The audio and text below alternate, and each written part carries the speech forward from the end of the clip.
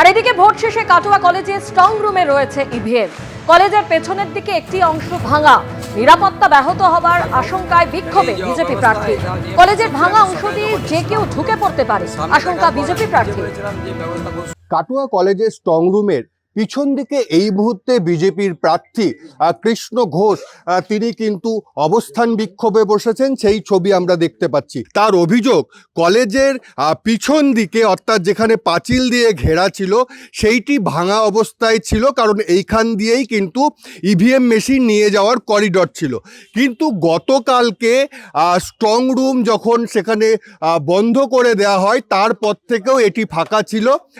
একেবারে বাঁশ দিয়ে এক যে জানালা রয়েছে সেই পর্যন্ত মই মতো করা ছিল, এটাই তার অভিযোগ। ব্যবস্থা ঠিকঠাক আছে কি দেখতে যাই, আমরা সামনের দিকে দেখি সেখানে সব ঠিকঠাক ছিল।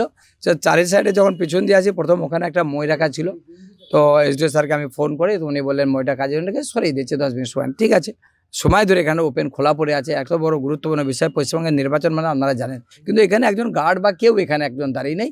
আশঙ্কা হচ্ছে দেখুন কোথায় কিছু না হয়ে যায়, কারণ পশ্চিমবঙ্গের কী রাজনীতি আপনারা তো জানেন। মারাত্মক অভিযোগ যে স্ট্রং রুম তার যে জানালা রয়েছে সেখানে মই লাগানো ছিল এবং পিছন দিকের যে পাঁচিল রয়েছে তা কিন্তু একেবারে সম্পূর্ণ খোলা ছিল। এই অভিযোগ তারা করছে এবং তাদের কথা, এখানে নির্বাচন কমিশনের আধিকারিককে আসতে হবে এবং কি বিষয়, এখানে যে সিসিটিভি ফুটেজ, সিসিটিভি ক্যামেরা লাগানো রয়েছে তার কিন্তু ফুটেজ দেখাতে হবে, যে এখান দিয়ে কোনো রকম রাতের বেলায় কেউ যাতায়াত করেছে নাকি সেটাও তাদের দেখাতে হবে। রানা দাস, এবিপি আনন্দ, পূর্ব বর্ধমান।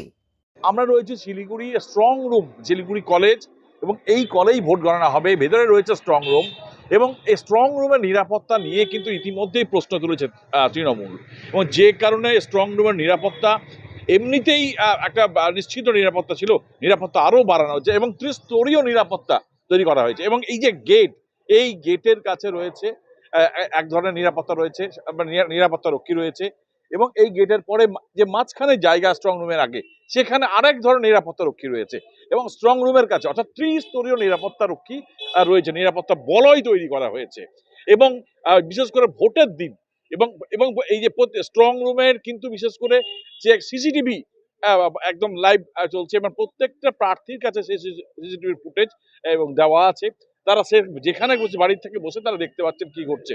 পাশাপাশি 4 তারিখে একটা বিশেষ ব্যবস্থা নেওয়া হয়েছে যেটা অন্যবার ছিল না, যে এবং বিশেষ করে প্রার্থী থেকে শুরু করে ভোট এই গণনা কর্মী এবং এজেন্টদের একটা কিউআর কোড দেওয়ার, বিশেষ করে আইডেন্টিটি কার্ড তৈরি করা হয়েছে।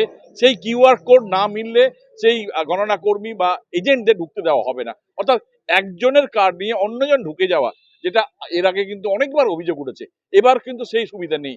ফলে গণনা কেন্দ্রের মধ্যে যে নিরাপত্তা বলয়, সে বলয় একটা অন্য মাত্রা পেয়েছে, এবং যত দিন যাচ্ছে আশঙ্কা বাড়ছে, এবং এই নিরাপত্তা নিয়ে কঠোর ব্যবস্থা নির্বাচন কমিশনের পক্ষ থেকে যেটা আরো বেশি কঠোর করা হচ্ছে। সনদ ঝা, এবিপি আনন্দ, শিলিগুড়ি। এবিপি আনন্দ, এগিয়ে থাকে, এগিয়ে রাখে।